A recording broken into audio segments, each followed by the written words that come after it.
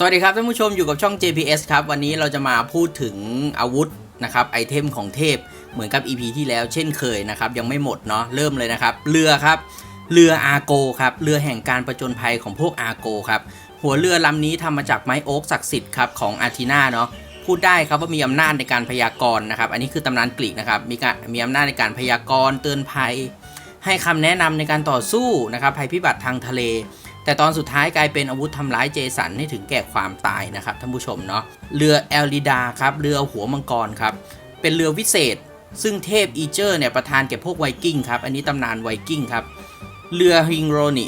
เรือของเทพบรานครับว่ากันว่าเป็นเรือที่ยอดที่สุดในบรรดาเรือด้วยกันครับอันนี้ตำนานเทพไวกิ้งเนาะนาฟราครับเรือที่ทำจากเล็บมือและเล็บเท้าของคนตายท่านผู้ชมอันนี้น่ากลัวอยู่นะเป็นเรือที่กางไปขึ้นนะครับระหว่างสงครามแร็กนาร็อกนะครับอันนี้ตำนานไวกิ้งเนาะต่อไปเรือแห่งเทพราครับเป็นเรือที่กษัตริย์ผู้ฟื้นจากความตายในรูปวิญญาณครับโดยสารข้ามฟ้าราชรถแห่งทะเลครับเป็นราชรถของโพไซดอนครับใช้ตัวฮิปโปแคมปีครับหรือโลมาลากตามกระบวนนะครับด้วย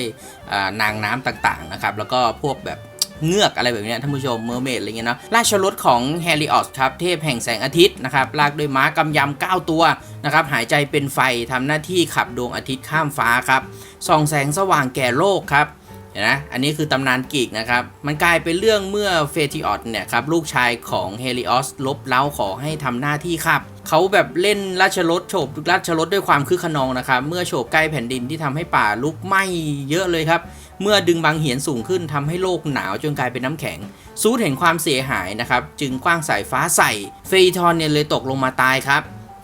ต่อไปครับราชรถสายฟ้าเลยทีนี้เป็นราชรถของทอครับมีแพะวิเศษ2ตัวคอยลากแพะ2ตัวนั้นคือทานกิสเนียและทานโยสครับอันนี้ตำนานไวกิ้งเนาะต่อมาครับพาหนะเหินอากาศครับปีกของเดลารัสครับเป็นปีกนกที่เดลารัสเนี่ยสร้างไว้ให้ตัวเองและลูกชายอีคารัสใส่ครับบินหนีกษัตริย์ไมนอสครับออกมาจากเกาะคีส2พ่อลูกเนี่ยเป็นนักประดิษฐ์ครับถูกตามไปสร้างเขาวงกฏเนาะถูกตามตัวไปสร้างเขาวงกฏอะไรเงี้ยทว่านอกจากไมนอสจะไม่จ่ายค่าทำงานให้พระองค์ยังสั่งขังลืม2พ่อลูกนี้เสียเพื่อไม่ให้เอาเรื่องน่าอายของมิโนทอร์ไปเล่าให้ใครฟังนะครับมิโนทอร์ก็เคยทำไปแล้วเนาะเดี๋ยวจะแปะไว้ให้นะครับก็คือทว่าไมนอสเนี่ยไม่จ่ายค่าทำงานแล้วก็ยังขังไว้เพราะว่ากลัวจะเล่าเรื่องมิโนทอร์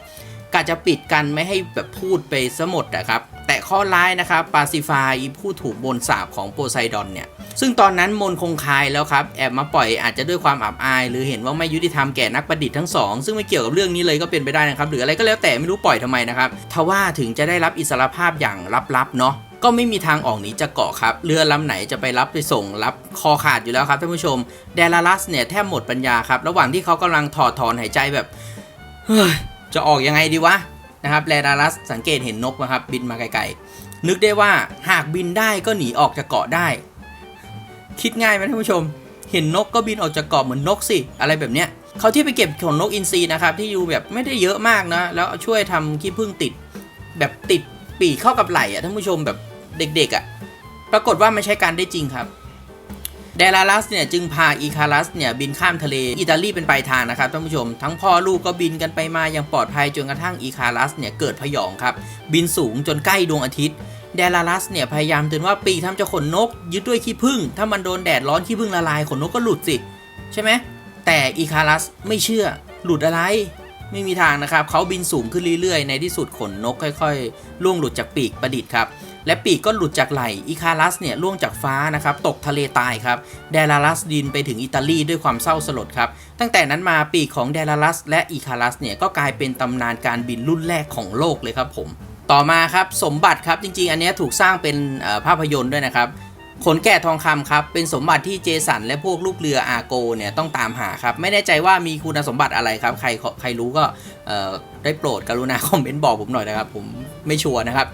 แต่ในหนังสือในตำนานสมัยใหม่เพอร์ซี่แจ็กสันเนี่ยกล่าวว่ามันมีคุณสมบัติในการรักษาครับเพิ่มพลังไม่มีใครเทียมทานอะไรแบบนี้หรือใครมีแหล่งข้อมูลใหม่ๆเนาะ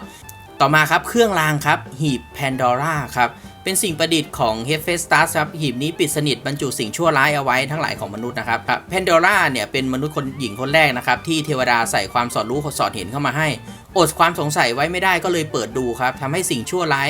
หนีออกจากหีบนะครับเล่าเรื่องนี้ไว้ในเทพกีกและหมู่ดาวไว้ด้วยนะครับเดี๋ยวจะทิ้งลิงก์ไว้ใต้ description ได้เลยนะครับเป็นอีกเล่มหนึ่งเนาะต่อมาครับแอปเปิลทองแห่งความบาดหมางครับ เป็นแอปเปิลทองของเทพีแอลิสครับแล้วก็เทพีแห่งความบาดหมางนางสลักไว้บนแอปเปิลทองลูกนั้นว่าแด่ผู้ที่สวยที่สุดแล้วกิ้งเข้าไปในกลุ่มผู้ที่มาร่วมงานฉลองแต่งงานแล้วของเพลิอัสและเทพีเทติสนะครับก็คือกิ้งลูกไปกลายเป็นชนวนทะเลาะระหว่างเทพี3องค์ครับเฮราอาธีนาและอโฟไดต์ครับต่อมาครับเส้นได้ของเอลิแอดเน่ครับได้กลุ่มนี้เป็นได้ที่เอลิแอดเน่เนี่ยยัดใส่มือเทสซิอุสตอนไปปราบมิโนทอร์ครับที่จริงผมว่ามันเป็นกลวิธีที่คนโบราณเขาจะสอนวิธีคำทางออกทางหาทางออกไม่ได้อะไรเงี้ยเนาะก็ได้เลยเนี่ยก็สงสัยนะครับว่าทำไมได้กลุ่มนี้ถึงไม่หมดไปเสียทีถ้าเรานึกนะครับว่าเราอยู่ในเขาวงกตใหญ่ๆแบบซับซ้อนมากก็อาจจะเป็นด้วยเหตุนี้หรือเปล่าครับที่ทำให้คนหลายคนว่ามันเป็นได้วิเศษไม่มีวันหมดจากกลุ่มอะไรเงี้ยก็ดีเหมือนกันนะครับจะได้มีของดีเอาไว้อย่างคอยช่วยพระเอกคอนุโคเปียครับเขาแพะวิเศษท่านผู้ชม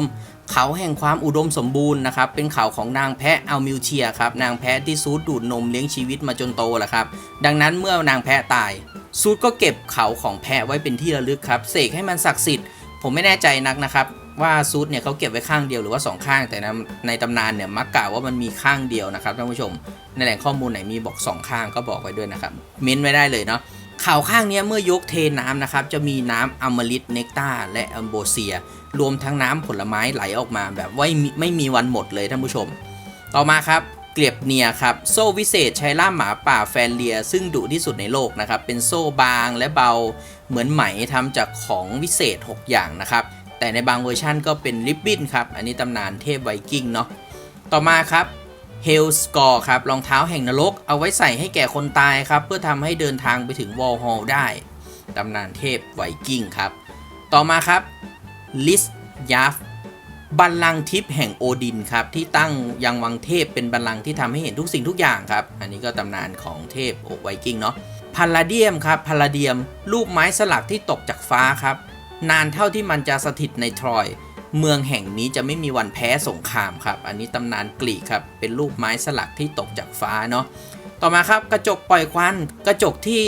เทพเทสคิริโพกาครับใช้ส่องดูจักรวาลนะครับอันนี้ตำนานเทพมายาเนาะเขาวงกตครับอันนี้ชัดเลยเขาวงกตนะครับท่านผู้ชมเคยเห็นในหนังแน่นอนเดี๋ยวผมจะขึ้นรูปไว้อยู่แล้วแหละเขาวงกตเป็นประดิษฐกรรมชั้นเลิศของเดลารัสนะครับอีกอย่างหนึ่งเนาะหลังจากที่โอรสครึ่งคนครึ่งวัวมิโนทอร์ของไมนอสเกิดขึ้นเนี่ยเท้าเธอก็แสนจะอับอายครับจะฆ่าก็ไม่ได้เพราะเกรงใจเดสโพไซดอนเดี๋ยวทิ้งลิงก์ไว้ให้เหมือนเดิมเนาะชิ้นส่วนของมนุษย์และมังกรครับก็คือเลือดเซนทอร์เนาะอันนี้ก็นับเป็นของวิเศษได้เหมือนกันนะครับแต่เป็นวิเศษในทางชั่วร้ายครับเพราะมันมีพิษและพิษนี้ก็สามารถอยู่ยงคงกระพันได้เป็นนับ10ปีครับไม่งั้นก็คงไม่ทำให้เฮอร์คิวลิสตายเมื่อสวมเสื้อชุบเลือดของเซนทอร์นะครับนึกออกไหมอันนี้ก็เป็นเรื่องของเซนทอร์อีกนะครับต่อมาครับเลือดมังกรทำให้หนังเหนียวนะครับต่อมาเลยครับอันนี้ยาวนิดหน่อยนะครับฟันมังกรครับเริ่มด้วยแคสมัสพี่ชายของนางยูโรปาเนี่ยโอรสของอาจินอร์ครับราชาแห่งไทรกับราชินีเทพัสซาครับได้รับคำสั่งจากราชธิดาให้สืบหานางยูโรปาแก้วตาดวงใจของพ่อซึ่งหายไปจากชายฝั่งเมืองไทรให้ได้ไม่งั้นไม่ต้องกลับมาหาให้หน่อยนะครับเดสมัสก็ออกไปตามหายูโรปาครับไปพร้อมกับน้องชายอีก3คนชื่อฟินิกซ์ซิลิกและทาซัสรวมทั้งพระมารดาทาเลพัสซาครับแต่ไปยังไงก็ไม่พบรอยเสียทีครับฟินิกซ์เป็นคนแรกที่ยอมแพ้ครับกลับไปก่อนแต่เมื่อกลับบ้านเมืองไม่ได้จึงตั้งบ้านเมืองเอาใหม่คือเมืองฟินิเซียครับเช่นเดียวกับซิลิกและทาซัสก็ยอมแพ้ตามลำดับครับและแยกออกไปตั้งเมืองที่ซิลิเซียและทาซอสตามชื่อของตนเลยครับเดสมัสยังตามหาน้องสาวไปกับพระมารดาจนไปแวะพักที่เทรสครับที่นั่นเทเลพัสซาเนี่ยตายเพราะความตรอมใจคิดถึงลูกสาวหลังทำพิธีศพเสร็จนะครับเดสมัสล่อนเล่ไปยังเทวาลัยเดลฟีขอคำทำนายเรื่องยูโรปาครับดูเทพที่พยากรณ์ถือว่าอยู่ไหนก็ได้หาไม่เจอสักทีนะครับนางพยากรณ์แนะนำให้เขาเลิกยุ่งกับเรื่องนี้แล้วหาทางตั้งเมืองของตัวเองเถอะโดยให้ตามวัวที่จะพบหน้าเทวาลัยครับวัวหยุดพักที่ไหนก็สร้างเมืองที่นั่นเลยตามวัวไปแน่นอนว่าเมื่อเขาออกมาก็ได้พบวัวตัวหนึ่งยืนอยู่หน้าเทวาลัยไม่กี่เมตรครับวัวก็พาเขาไปถึงเบโอเทียนะครับก่อนจะนอนพักหมดแรงตรงที่ข้ามสายน้ำตื้นเซฟิซัสไม่เท่าไหร่เดสมัสก็จัดการเรื่องสร้างเมืองตรงนั้นทันทีครับเขาคิดจะจัดการบูชายันวัวด้วยครับ เป็นการบูชาแก่อาทีนาเพื่อแสดงความระลึกความบุญคุณอะไรเงี้ยระลึกถึงบุญคุณนะครับแต่กระนั้นก็ต้องมีน้ำใสสะอาดนะครับเขาส่งบริวารเนี่ยติดตามออกไปหาน้ำบริวารที่ติดตามตัวมาเนาะบริวารก็ได้เจอน้ำพุใสสะอาดจริงเสียด้วยครับทุกคนเอาไปแจกจ่ายกันยกใหญ่ครับตอนนั้นเองแหละครับที่ตัวร้ายก็ปรากฏนั่นก็คือยามเฝ้าน้ำพุโอ้โหยามเฝ้าน้ำพุท่านผู้ชมเป็นมังกรดุร้ายโผล่พรวดออกมาจากถ้ำข้างๆมังกรตัวนี้ดูเหมือนจะเป็นลูกของแอเลสเทพแห่งสงครามนะครับเป็นมังกรที่มีกระดูกรูปมงกุฎอยู่บนหัวครับแยกเขี้ยวสีทองวาววับมันดูไม่พูดพร่ำทำเพลงครับอยู่ดีเสียงขู่นะครับพุ่งเข้าใส่เลยอะไรแบบนี้พอออกจากถ้ำได้ก็ฉกหัวลงที่บริวารชะตาขาดเลยครับของเดสมัสก็คือตายหมดนะครับ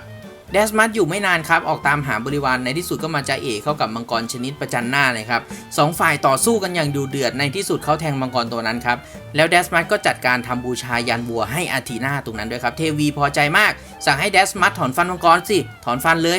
เก็บไว้ครึ่งหนึ่งแล้วหวานลงดินสิครึ่งหนึ่งพอเขาทำเช่นนั้นก็ปรากฏว่ามีทหารชุดเกราะนักรบผุดขึ้นมาจากดินมากมายมันก็ปรีเข้ามาหากันเองแล้วตะลุมบอลฆ่ากันเดสมัสถอยห่างครับนี่มันอะไรวะเนี่ย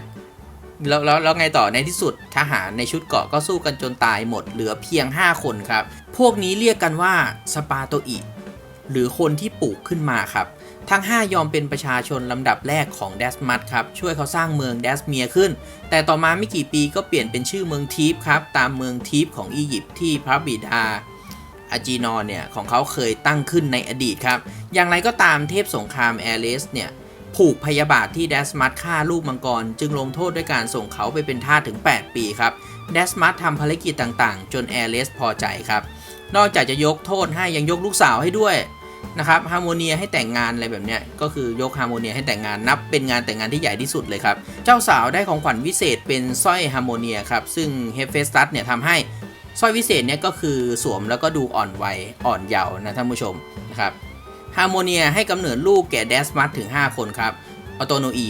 ไอดอนเซมิลีอาเกฟและโพลิโดลัสครับเฉพาะตัวเซมิลีเนี่ยก็คือแม่มดของไดโอนิซัสครับ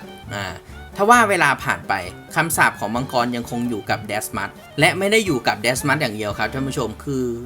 คำสาปดันอยู่ทั้งครอบครัวเลยสมาชิกจะประสบความยากลำบากและชีวิตมักนำไปสู่ความผิดพลาดสุดท้ายในเมืองก็ก่อกบฏโจมตีที่เขาก่อนะครับในเมืองคนที่เขาก่อเนี่ยก็มีกบฏเกิดขึ้นเนาะเดสมัสเนี่ยสละราชสมบัติออกไปพร้อมราชินีนะครับไปถึงแผ่นดินแอเชเลียนครับเขาได้ผจญภัยอีกครั้งหนึ่งได้ลบได้ครองราชสมบัติได้ลูกชายอีกครับแต่ไม่ว่าอย่างไรโชคร้ายก็ดูเหมือนยังคงเล่นงานเขาอยู่นะครับเดสมัสเนี่ยเสียใจแล้วเสียใจอีกจนในที่สุดเขานึกว่าตัวเองจะต้องกลายเป็นงูเสียจะดีนะครับจะได้หนีจากเรื่องเสียใจให้พ้นนะครับแค่คิดเนี่ยตัวเขาเองก็เริ่มงอกเกล็ดแล้วครับงอกเกล็ดเป็นงูเลยจนร่างกายเป็นงูทั้งตัวแล้วทีนี้นะครับท่านผู้ชมคำสาปของมังกรศักดิ์สิทธิ์แห่งแอเลสเนี่ยเล่นงานเขาเป็นครั้งสุดท้ายจนได้ครับฮาร์โมเนียเมียรักเนี่ยเสียใจเป็นอันมากครับที่เดสมัสกลายเป็นงูเธอกลายเป็นงูได้ไงจึงร้องขออ้อนวอนให้เปลี่ยนร่างเธอตามไปด้วยครับเทพเจ้าพากันสงสารชะตากรรมของ2ผัวเมียนี้จึงส่งขอเปลี่ยนร่างฮาร์โมเนียให้กลายเป็นงูด้วยครับซูดนำตัวทั้งสองไปอยู่ที่ทุ่งอีไลเซียนครับสวรรค์ของชาวกรีก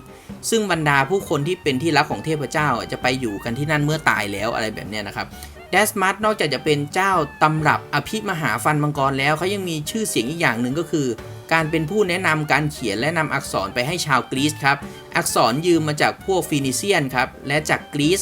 อักษรก็ถูกแพร่ไปกับสมัยโรมันครับจนทั่วยุโรปจนที่เป็นอยู่ทุกวันนี้นะถ้าผู้ชมสงสัยอะไรต่อไหมครับคือเช่นว่าฟันมังกรที่เหลือครึ่งอะไรแบบนี้ไปไหนคือพูดง่ายๆมันตกเป็นของเออีทิสครับแล้วก็กลายเป็นเครื่องมือที่ราชาองค์นั้นเล่นงานเจสันพระเอกจากการประจนภัยของเรืออาโกเมื่อที่พูดเมื่อกี้นะครับเจสันขนแกะทองคำนะครับต่อมาครับหุ่นสำริดทารอสครับท่านผู้ชมเรื่องของทารอสมีกล่าวไว้ในตำนานกรีกอยู่2กระแสนะครับกระแสหนึ่งก็คือกล่าวว่าทารอสเนี่ยเป็นประดิษฐกรรมในรูปของวัวครับที่เฮฟเฟสตัสเนี่ยพวกไซคลอปช่วยกันตีขึ้นมามอบให้ราชาไมนอสส่วนอีกกระแสหนึ่งก็คือทารอสเป็นหุ่นยนต์ทองเหลืองครับทหารยามผู้พิทักษ์เกาะคิดเป็นหุ่นที่ซูดสั่งให้เฮฟเฟสตัสเนี่ยขึ้นคอยผู้พิทักษ์แบบว่าพิทักษ์ยูโรปาชูรักนะครับหลังจากส่งเธอไปอยู่เกาะบนคิสทารอสได้รับหน้าที่ให้เดินยามรอบเกาะวันละ3รอบครับคอยไล่โจรสลัดแต่ต่อมาทารอสถูกทำลายด้วยน้ำมือของแฝดไดออสคูรีครับก็คือคาสเตอร์และพอลักซ์ครับและโพเอสด้วยความช่วยเหลือจากนางแม่มดมีเดียที่ตามเจสันมานั่นเองครับ ในตำนานเล่าว่าหลังจากได้ขนแกะทองคำนะครับเรืออาโกลูกเรือก็แวะพักที่เกาะนี้นะครับแต่พวกเขาเนี่ยเจอเข้ากับหุ่นทารอสครับมันเป็นเรือแปลกถิ่นนะครับทุบหน้าผาเอาหินมาทุ่มใส่เหมือนเคยครับเหมือนเดิมถ้าแปลกถิ่นก็ทำแบบนั้นนะครับแล้วนางแม่มดก็แก้เกมด้วยการเสกคาถาใส่หุ่นยักษ์ทำให้มันพิศวงยืนงงงันครับมีเดียใจกล้าเดินเข้าหากล่อมว่าจะทำให้มันเนี่ยกลายเป็นอมตะครับตาก็คอยตรวจดูร่างหุ่นก็ได้พบว่าแม้ว่าเจ้ายักษ์ตัวนี้จะทำจากทองเหลืองแต่มันก็มีเส้นเลือดนะครับเหมือนกันครับตั้งแต่คอถึงเท้าเหมือนกันเลยเป็นเส้นเลือดแดงอันมีน้ำมนต์ศักดิ์สิทธิ์ไหลเวียนอยู่นะครับหรือพูดง่ายๆสรุปง่ายๆก็คือตายได้เหมือนกันครับต่อให้จะเป็นหุ่นทองเหลืองอะไรก็แล้วแต่นะนางแม่มดหลอกยักษ์ว่าหากถอดสกูมันจะกลายเป็นอมตะทารอสไม่ทันระวังนะครับหรือไม่ก็โง่พูดตรงไม่ปัดป้องอะไรสักอย่างในระหว่างนั้นแม่มดทำตามสัญญาณที่ให้แฝดคาร์ลอสและพอลักหรือ3คนรวมกันทั้งไพรอัสด้วยเข้าโจมตีแทงด้านบนครับนางวิ่งไปขันสกูออกให้น้ำมนต์ศักดิ์สิทธิ์ไหลออกจากตัวมันราวกับแบบของเหลวไหลครับทารอสล้มตายครับก็ ประมาณนี้ท่านผู้ชมต่อมาครับท่านผู้ชมอาจจะเคยได้ยินมาบ้างแล้วนะครับแต่ซึ่งก็ไม่รู้ว่าจริงๆแล้วมันมาจากตำนานไหนอะไรแบบไหนเนาะก็คือโกเลมครับในหนังก็จะพูดถึงโกเลมบ่อยเลยครับเดี๋ยวมาดูครับว่าจริงๆแล้วมันมีประวัติความเป็นมาแบบสั้นๆอย่างไรนะครับเป็นชื่อดั้งเดิมของอดัมก่อนที่พระยาวาเนี่ยจะชุบชีวิตขึ้นมาครับแต่โกเลมที่เรากำลังจะพูดถึงเนี่ยไม่ใช่ชื่อแรกของอดัมนะครับแต่เป็นประดิษฐกรรมที่เชื่อกันว่าแรมไบต์ครับเรียกว่าแรมบีได้ไหมแรมไบต์อะไรเงี้ยหรือพระในศาสนายิวท่านหนึ่งเป็นผู้สร้างขึ้นครับพระยิวท่านนั้นชื่อว่าโรเบนบาเซเลลเนี่ยได้สร้างรูปปั้นดินเหนียวโกเลมขึ้นเมื่อประมาณคริสตศักราช1590ครับเพื่อให้คุ้มครองชาวยิวในสลัมกรุงปรากในประเทศเช็กโกสโลวาเกียครับให้พ้นจากการถูกฆ่าข่มเหงจากฝ่ายที่นับถือศาสนาคริสต์ท่านแรบไบเนี่ยประกอบพิธีสร้างโกเลมอย่างพิถีพิถันใช้น้ำบริสุทธิ์ดินเหนียวปลูกเสกส่วนต่างๆของโกเลมขณะปั้นไปด้วยครับท้ายที่สุดก็ชุบให้มันมีชีวิตสอดแผ่นกระดาษลงอักขระศักดิ์สิทธิ์คำว่าเชมครับเข้าไปไว้ใต้ลิ้นรูปปั้นดินเหนียวและกรีดอักษรคำว่าสัจธรรมไว้บนหน้าผากของมันครับด้วยเหตุนี้โกเลมจึงตื่นขึ้นทำหน้าที่เป็นผู้ปกครองคุ้มครองที่ดีมันจะหลอกหลอนพวกคริสเตียนที่มาด้อมๆมองๆแถวถิ่นที่อยู่อาศัยของชาวยิวในยามค่ำคืนท่านผู้ชมแถมยังทำหน้าที่เป็นคนรับใช้ที่มีประโยชน์ด้วยการทำงานบ้านทุกชนิดให้กับแรมไบครับจนกระทั่งคืนวันศุกร์วันหนึ่งซึ่งปกติชาวยิวทุกคนเนี่ยจะทำงานทุกชนิดครับจนกระทั่งถึงเวลาอาทิตย์ตกดินคืนวันเสาร์แรมไบเกิดลืมดึงกระดาษแผ่นศักดิ์สิทธิ์ออกจากใต้ลิ้นของโกเลมผีดินเหนียวเกิดอาการเลอร์ครับท่านผู้ชมคุ้มข้างวิ่งเตลิดเปิดเปิงไปตามถนนครับแรมไบและชาวบ้านต้องช่วยกันวิ่งไล่จับแล้วดึงกระดาษออกมาก่อนจะเอารถมาขนรูปปั้นไปเก็บไว้ในห้องใต้ดินของโบสถ์ใหญ่ก่อนโกเลมนอนอยู่ที่นั่นนานแล้วรอวันใดจะมีแรมไบท่านใดท่านหนึ่งมาชุบชีวิตขึ้นมาอีกครั้งครับผมเป็นไงบ้างครับโกเลมนะครับใครจะสร้างโกเลมขึ้นมารับใช้ก็โกเลมเป็นประดิษฐกรรมโบราณนะครับที่เหมือนหุ่นยนต์เราดิ้นเองนะครับก็คือคำสั่งของเจ้านายเนี่ยก็จะทำตามแบบไม่มีปากมีเสียงเลยครับลักษณะเด่นของมันเนี่ยเป็นสิ่งประดิษฐ์ที่แข็งแรงมีกำลังมีความทนทานมีร่างกายที่ค่อนข้างสูงครับย่างก้าวไปอย่างช้าๆตามน้ำหนักบึกบึนของมันนะครับโกเลมไม่มีพลังเวทครับไล่เวทมนต์ป้องกันหรือต้านทานเวทอะไรมันก็ไม่มีหรอกครับจึงนิยมเอาไปใช้เป็นแนวหน้ารับความรุนแรงในขณะที่เจ้าของเตรียมตัวตั้งรับนะครับอะไรแบบนี้โกเลมไม่มีวิญญาณด้วยครับท่านผู้ชมมันจึงคิดหรือสู้หรืออะไรแบบนี้รู้สึกไม่ได้อะครับมีเพียงมนตาจากอักขระศักดิ์สิทธิ์เท่านั้นที่ทำให้มันมีร่างกายอะไรแบบนี้ดังนั้นวิธีหยุดโกเลมทำได้2อย่างคือดึงกระดาษใต้ลิ้นจากโกเลมออกนะครับจะหยุดทำงานจะหยุดทุกสิ่งเลยเหมือนหุ่นยนต์ถอดแบตเตอรี่ครับส่วนอย่างที่2ลบตัว e ออกจากปกติมันเป็น EMETH ใช่ไหมครับท่านผู้ชมลบตัว e ออกครับให้เหลือเพียง METH ก็แปลว่าความตายอะไรแบบนี้นะครับโกเลมจะค่อยสลายกลับไปเป็นดินดังเดิมครับ